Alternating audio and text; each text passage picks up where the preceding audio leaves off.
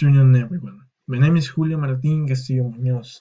I'm a student of the career of translation in EPC. Today, I want to talk about this new product that will possibly save the lives of many people, and I really hope so. The name of this product is Anti-Fear Camera.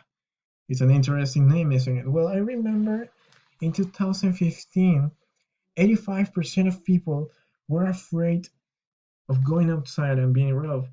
Unfortunately, the crime in our city, in our country, is just unbelievable. The world is a dangerous place, and we need to be prepared to protect us and also to protect the people we love. In my case, for example, I do have two little brothers, and I will do everything in my power to protect them, and of course, everyone around me.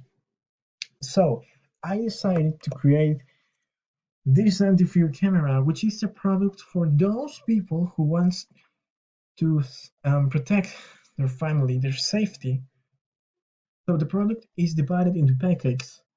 Now in each packet comes three cameras, which are tiny, and you can put into your house whatever you want, and works by an application. So if you realize that someone is just breaking into your house, you just open the app and press twice